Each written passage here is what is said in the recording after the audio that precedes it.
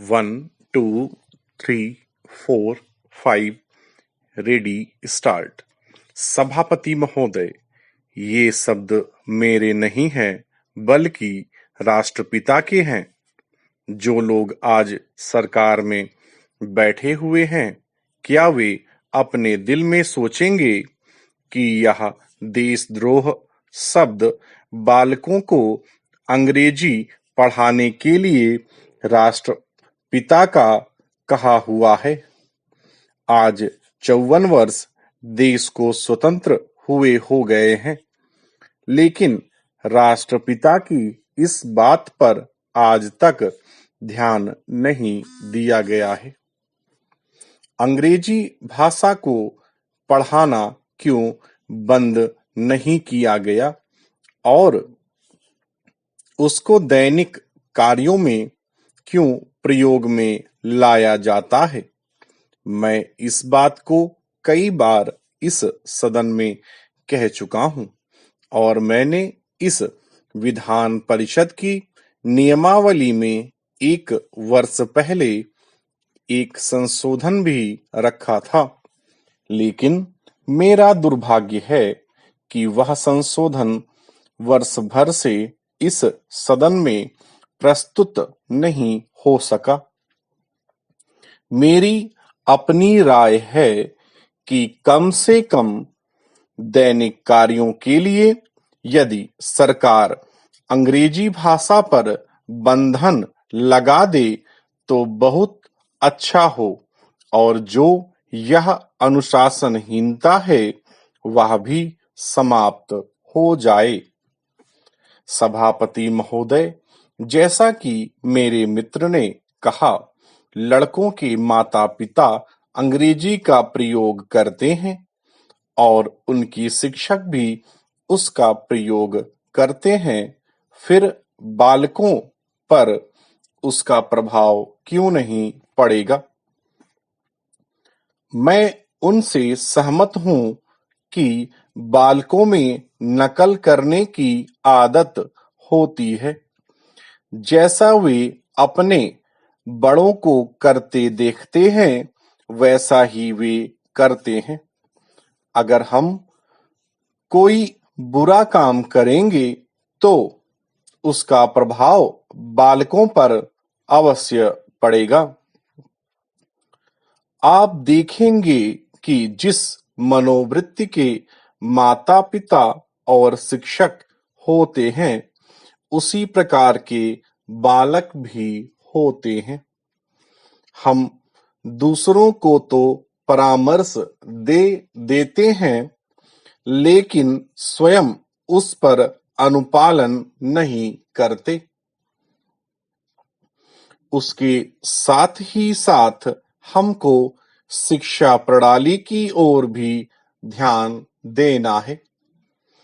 शिक्षा के जिन तरीकों को आजकल अपनाया जा रहा है वे वास्तव में लाभकारी नहीं है। सरकार की ओर से इस प्रकार का आदेश होना चाहिए कि 14 वर्ष तक बालकों को अपनी मातृभाषा में ही शिक्षा दी जाएगी और दैनिक कार्यों में भी अंग्रेजी का प्रयोग नहीं होगा। इस प्रस्ताव में अनेक महत्वपूर्ण बातों की ओर ध्यान दिलाया गया है। मैं समझता हूं कि जब माननीय मंत्री जी इसका उत्तर देंगे तो कह देंगे कि हम बहुत सी बातों पर कार्यान्वयन कर रहे हैं, लेकिन मैं समझता हूं कि उन पर कोई कार्यान्वयन नहीं हो रहा है। सभापति महोदय, आज हमारे देश में जो ऊपर से लेकर नीचे तक शिक्षा दी जा रही है उसमें व्यवस्था ही एक कारण है जिसकी वजह से शिक्षा का स्तर गिरता जा रहा है। मेरा अपना विचार है कि जो शिक्षा प्रणाली है और जिस रूप में शिक्षा दी जा रही है वही अनुशासनहीनता का भी कारण है। अपने देश और प्रदेश में हर एक की अपनी अपनी भाषा है और वह बालक जो इस देश में पैदा हुआ है, जो अपनी मातृभाषा की गोद में पला है, उसको यदि अपनी मातृभाषा में ही शिक्षा दी जाए तो मेरा विचार है कि शिक्षा का स्तर ठीक हो सकता है। जो सबसे बड़ी भूल और कमी सरकार के द्वारा दी जाने वाली शिक्षा के संबंध में हो रही है, वह यह है कि बालक की मातृभाषा में शिक्षा न देकर उसको उस भाषा में शिक्षा देने की व्यवस्था की गई है जो हमारे देश या प्रदेश की भाषा कभी रही ही नहीं। मेरा अभिप्राय विदेशी भाषा अंग्रेजी से है।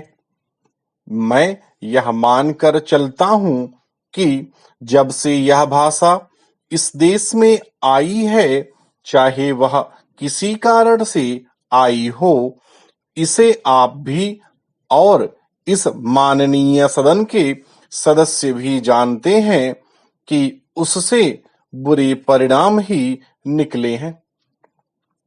कोई भलाई नहीं हुई है। इस देश को जो हानि हुई है वह किसी से छिपी नहीं है। हम देख रहे हैं कि हमारे यहाँ जितना फैशन बढ़ रहा है और जितनी वेशभूषा बिगड़ रही है, वह सब अंग्रेजी भाषा के ही कारण है। जिस समय यहाँ पर अंग्रेजों का राज्य था, प्रायः यह देखने को मिलता था कि वे लोग जो विशेष करके किसी ना किसी तरह से सरकारी पक्ष के ही होते थे, अंग्रेजों से मिलने के लिए जाते समय अंग्रेजी वेशभूषा का ही प्रयोग करते थे। परंतु यह इस सदन और इस प्रदेश और इस देश का दुर्भाग्य है कि अंग्रेजों का राज्य समाप्त हो जाने के बाद भी लोग उनकी वेशभूषा को पहनते चले जा रहे हैं।